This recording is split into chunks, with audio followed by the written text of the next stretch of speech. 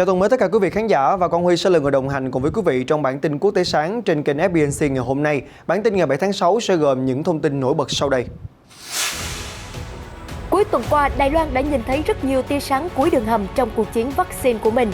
Mặc cho hòn đảo đau đầu trước những nỗ lực ngáng đường của Trung Quốc, sau Nhật Bản, Mỹ là cường quốc thứ hai viện trợ cho kho vũ khí vaccine của Đài Loan. Cơn phẫn nộ của Trung Quốc dành cho hòn đảo được dự đoán sẽ bùng nổ khi sau vaccine, Đài Loan tiếp tục tiến hành thử nghiệm thực chiến cho 2 khẩu pháo mua từ Mỹ. Trong lúc đó, để cùng sẵn sàng cho các mối đe dọa trên trường quốc tế, Nhật Hàn chuẩn bị tập trận hiệp đồng tác chiến trên không với Mỹ.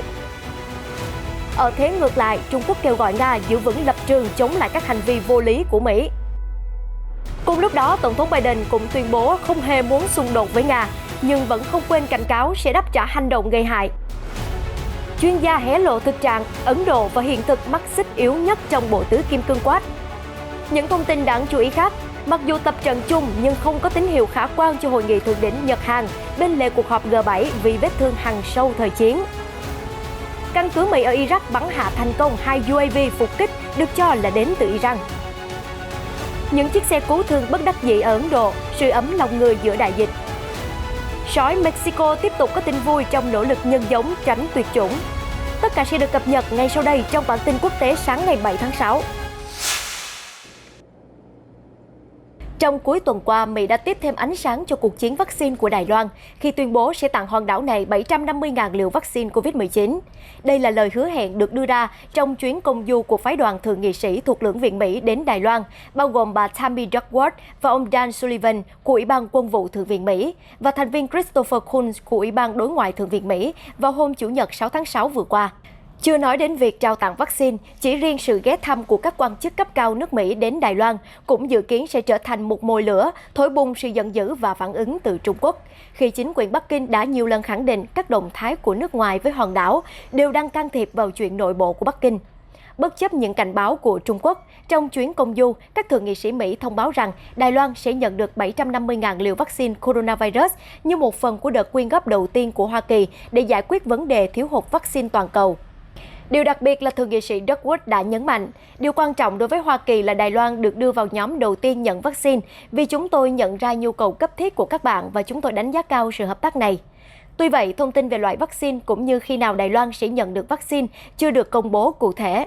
Có thể nói trong tuần qua, Đài Loan đã nhận về nhiều tin vui đầy tích cực cho nỗ lực tìm kiếm vaccine của mình khi liên tiếp được 2 cường quốc là Nhật Bản và Hoa Kỳ hỗ trợ.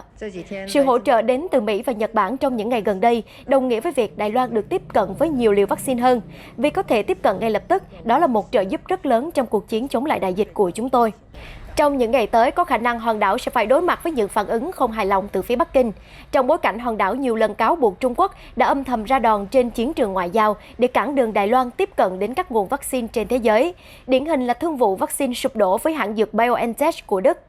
Theo nhiều nguồn tin từ truyền thông quốc tế, Bắc Kinh đã ngỏ ý cung cấp vaccine Trung Quốc cho Đài Loan, nhưng hòn đảo này không chấp nhận chúng với nhiều lý do, như Đài Loan có luật cấm nhập khẩu dược phẩm từ Trung Quốc. Cũng như các nhà chức trách Đài Loan cũng bày tỏ lo ngại về tính an toàn của vaccine sản xuất tại Trung Quốc. Trung Quốc trong thời gian gần đây đã không ngừng gia tăng các động thái quân sự với hòn đảo, mà điển hình nhất là các lần cử chiến cơ, máy bay ném bom xâm nhập thẳng vào vùng nhận dạng phòng không ADIZ của hòn đảo, thay cho lời cảnh cáo. Sự gia tăng vũ lực này của Trung Quốc đã khiến cho Hoa Kỳ và các đồng minh lên tiếng lo ngại về vấn đề an ninh, cũng như đưa ra các hành động để đảm bảo Đài Loan đủ khả năng tự vệ.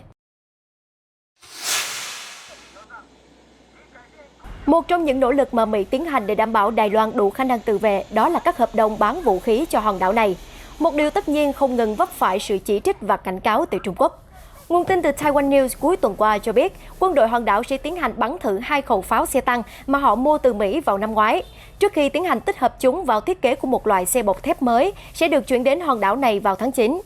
Các quan chức quân sự Đài Loan tiết lộ loại xe bọc thép mới sẽ trang bị khẩu pháo tích hợp từ 2 nguyên mẫu khẩu pháo xe tăng đang thử nghiệm. Sau đó, chúng sẽ được xuất xưởng và giao cho các tiểu đoàn phối hợp làm nhiệm vụ tiền tuyến và chống thiết giáp.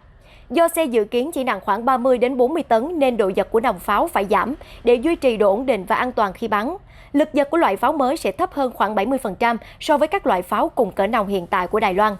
Cơ quan quốc phòng của hòn đảo MND trước đó cho biết Viện Khoa học và Công nghệ Chung Sanh Quốc gia NCSIST đã mua 2 khẩu pháo xe tăng M68A2 từ Mỹ đã được cấp phép xuất khẩu vào tháng 12 năm ngoái. Ngoài ra, NCSIST đã ký thỏa thuận hỗ trợ kỹ thuật vào tháng Giêng này với nhà sản xuất pháo Mỹ nhằm cung cấp các tài liệu kỹ thuật và bản thiết kế để tạo điều kiện cho việc nghiên cứu và phát triển. Xe chiến đấu bọc thép mới của Đài Loan dự kiến được đặt tên là Clouded Leopard M2, được trang bị pháo 105mm, súng máy đồng trục 7,62mm và súng máy tháp pháo 12,7mm. MND và NCSIST sẽ hợp tác để sản xuất 2 nguyên mẫu và bắt đầu phát triển một loại đạn xuyên giáp 105mm mới vào năm 2023. Tiếp nối chuỗi nỗ lực nâng cao năng lực của quân đội Mỹ và các đồng minh trên trường quốc tế, vào thứ Năm tuần này 10 tháng 6, cuộc tập trận không quân đa quốc gia thường niên do Mỹ dẫn đầu mang tên Cờ Đỏ sẽ được diễn ra tại Alaska, Mỹ. Cuối tuần qua, thư ký báo chí Lầu Năm Góc John Kirby đã xác nhận sự tham gia của lực lượng phòng vệ trên không và không quân Hàn Quốc, với kế hoạch dự kiến sẽ cử một số máy bay chiến đấu F-15K, máy bay vận tải và hàng chục binh sĩ. Thư ký John Kirby thông báo thêm cuộc tập trận năm nay sẽ chào đón khoảng 1.500 quân nhân Mỹ và hơn 100 máy bay cũng như 300 binh sĩ đến từ Hàn Quốc và cả Nhật Bản. Đây sẽ là cuộc tập trận quân sự quy mô lớn đầu tiên có sự tham gia của 3 nước Nhật, Mỹ và Hàn dưới nhiệm kỳ của chính quyền Tổng thống Joe Biden. Chủ trương mà Tổng thống Biden đưa ra trong khoảng thời gian gần đây đó là cải thiện quan hệ an ninh giữa Seoul và Tokyo để đối phó tốt hơn với Triều Tiên và Trung Quốc. Về mục đích, cuộc tập trận Cờ Đỏ là một ví dụ về tầm quan trọng của hợp tác ba bên mà Bộ trưởng Quốc phòng Mỹ Lloyd Austin đã thảo luận trong chuyến công du gần đây của ông tới Nhật Bản và Hàn Quốc. Ông Austin đã nói rằng cuộc tập trận có ý nghĩa quan trọng để cải thiện khả năng hiệp đồng tác chiến của Mỹ với các đồng minh. Ở thế cờ ngược lại, Trung Quốc đang bàn kế sách để đáp trả Mỹ cùng đồng minh thân thiết gần đây của mình là Nga. Cụ thể, trong cuộc điện đàm giữa Bộ trưởng Ngoại giao Trung Quốc Vương Nghị và người đồng cấp Nga Sergei Lavrov cuối tuần trước, Bắc Kinh đã kêu gọi Nga giữ vững lập trường chống lại các hành vi vô lý của Mỹ. Nguyên văn ông Vương Nghị đã nói rằng,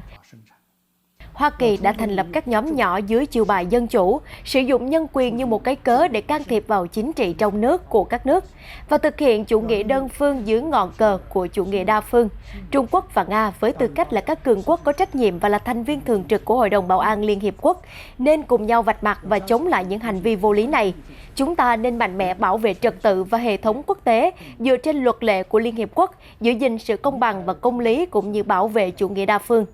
Đặc biệt, Ngoại trưởng Trung Quốc còn dẫn dắt đến câu chuyện nguồn gốc của đại dịch coronavirus và lên tiếng cảm ơn cá nhân Ngoại trưởng Nga Sergei Lavrov vì đã thể hiện sự trung lập và công bằng khi thảo luận về vấn đề này. Các bạn đã chỉ trích những hành động vu khống từ Mỹ và phương Tây. Trung Quốc đánh giá cao điều này. Chúng tôi cũng sẽ hỗ trợ chính trị đầy đủ cho Nga để bảo vệ các quyền hợp pháp của nước này. Trước đó, câu chuyện nguồn gốc của Covid-19 đã nổi lên như một nguồn cơn căng thẳng mới giữa Trung Quốc và Hoa Kỳ, với việc Hoa Kỳ thông báo rằng các cơ quan tình báo của họ sẽ tái xem xét khả năng rò rỉ virus SARS-CoV-2 từ phòng thí nghiệm ở Vũ Hán, thành phố của Trung Quốc, nơi các trường hợp nhiễm bệnh đầu tiên được báo cáo vào cuối năm 2019. Ông Vương sau đó cũng kêu gọi hợp tác hơn nữa giữa Trung Quốc và Nga trong việc kiểm soát đại dịch, bao gồm các tiêu chuẩn xét nghiệm chung, chia sẻ dữ liệu lẫn nhau, nghiên cứu khoa học chung, kiểm soát biên giới và công nhận về các giấy tờ xét nghiệm để khởi động lĩnh vực du lịch của hai nước. Bộ Ngoại giao Nga cho biết Trung Quốc và Nga sẽ tăng cường phối hợp để giải quyết các mối đe dọa và thách thức chung. Cũng trong cùng thời điểm cuộc điện đàm cuối tuần trước, Tổng thống Nga Vladimir Putin đã đưa ra nhận định tích cực về việc thương mại giữa hai quốc gia Nga-Trung có thể vượt qua 200 tỷ đô la Mỹ vào năm 2024, với kế hoạch hợp tác cùng nhau về chế tạo máy bay và khám phá không gian. Thực trạng hiện tại có vẻ như Nga đang bị kẹt ở thế giữa khi ở một diễn biến khác, Tổng thống Hoa Kỳ Joe Biden cuối tuần qua cũng vừa tuyên bố trên tờ The Washington Post rằng Hoa Kỳ không hề tìm kiếm xung đột với Nga. Nguyên văn ông Biden đã trả lời phỏng vấn rằng, trong các cuộc điện đàm của tôi với Tổng thống Putin, tôi đã nói rõ ràng và trực tiếp, Hoa Kỳ không tìm kiếm xung đột. Chúng tôi muốn có một mối quan hệ ổn định và được lên kế hoạch dựa trên sự đồng thuận của hai nước. Chúng tôi có thể làm việc với Nga về các vấn đề như ổn định chiến lược và kiểm soát vũ khí. Tuy nhiên, ông Biden vẫn lưu ý Hoa Kỳ sẽ không ngần ngại đáp trả các hoạt động có hại tiềm tàng của Nga. Ông chỉ ra rằng ông đã áp đặt những hình phạt có ý nghĩa cho các hành vi vi phạm chủ quyền Hoa Kỳ, bao gồm cả việc can thiệp vào các cuộc bầu cử dân chủ. Tổng thống Mỹ còn khẳng định Tổng thống Putin biết rõ ông Biden sẽ không ngần ngại đáp trả các hoạt động có hại trong tương lai. Ngoài ra, ông Biden cũng nhắc về nội dung trong cuộc họp sắp tới, sẽ nhấn mạnh một lần nữa cam kết của Hoa Kỳ, châu Âu và các nền dân chủ cùng chí hướng, đứng lên bảo vệ nhân quyền và phẩm giá. Theo kế hoạch, Tổng thống Vladimir Putin của Nga và Tổng thống Joe Biden của Hoa Kỳ sẽ gặp nhau tại Geneva vào ngày 16 tháng 6. Theo thông cáo báo chí từ Điện Kremlin, hai nhà lãnh đạo có kế hoạch thảo luận về triển vọng quan hệ Nga-Mỹ, sự ổn định chiến lược và các vấn đề toàn cầu cấp bách, bao gồm chiến đấu chống lại đại dịch coronavirus và các cách giải quyết xung đột khu vực.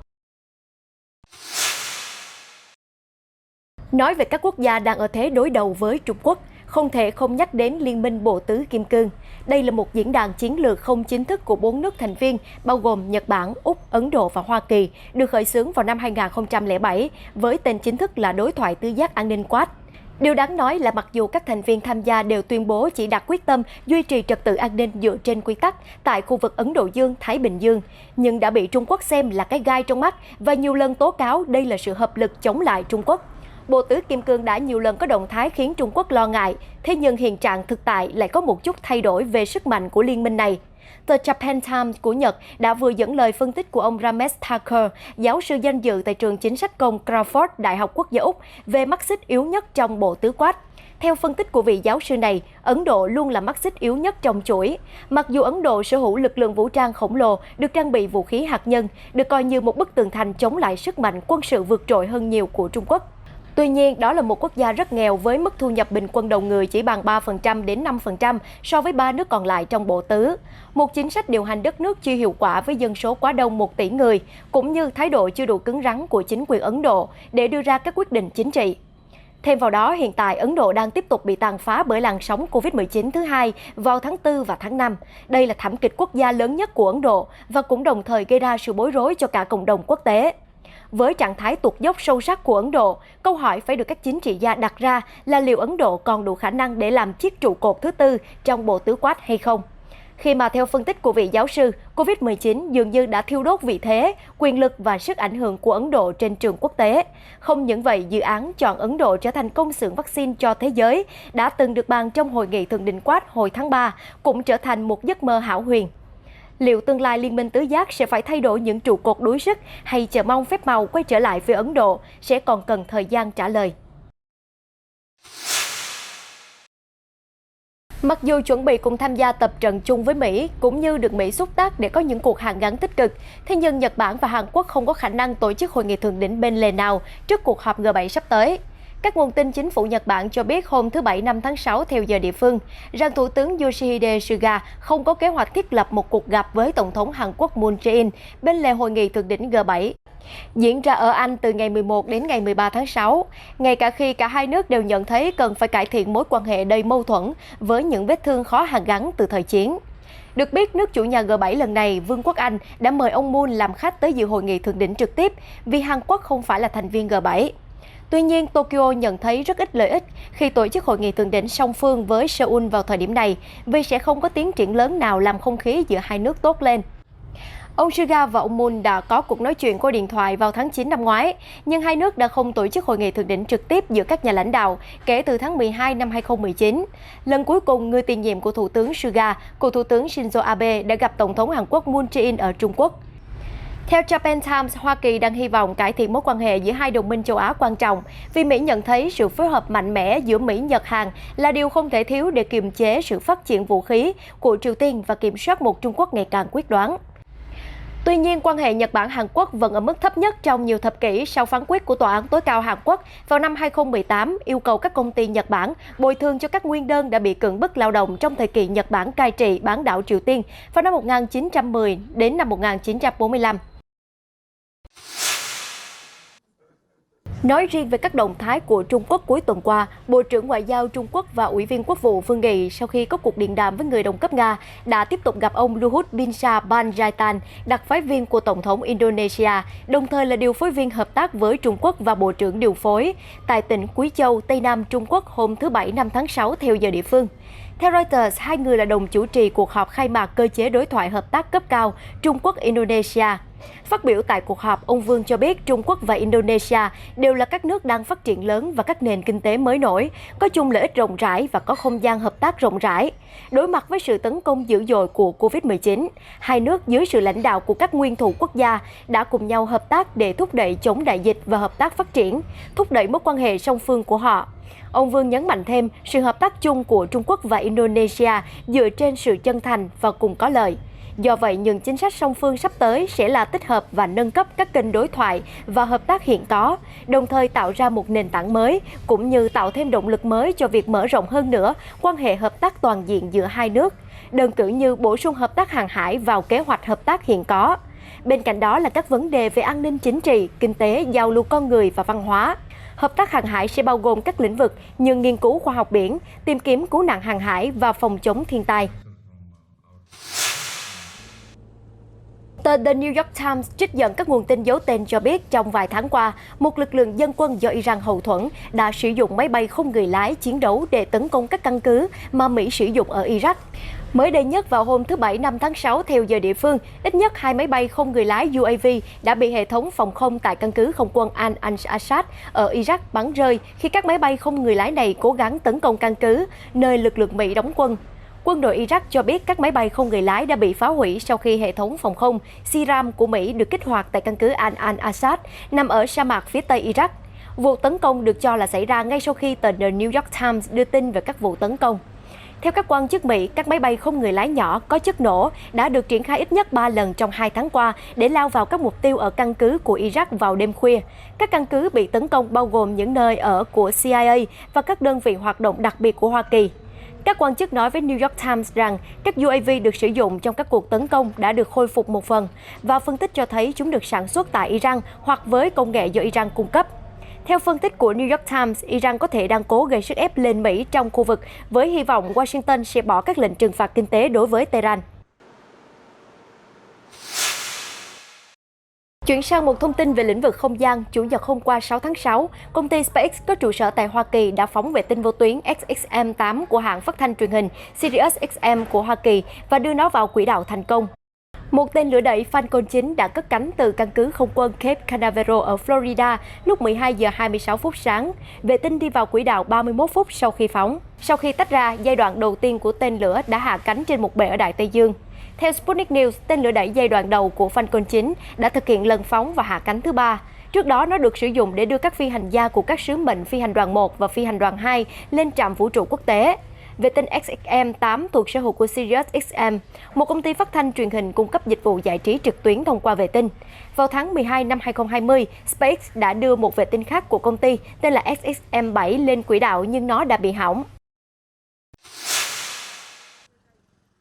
Khi đất nước gặp khó khăn cũng là lúc những người dân chung tay để cùng giúp nhau vượt qua đại họa. Tại Ấn Độ, một nhóm tài xế xe rickshaw, một loại xe gần giống xe lam của Việt Nam ở thủ đô New Delhi của Ấn Độ, đang cố góp sức của mình để giúp ngăn chặn đợt bùng phát coronavirus đang hoành hành ở nước này, bằng cách chuyển xe của họ thành xe cứu thương tạm thời để sơ cứu cho bệnh nhân Covid-19.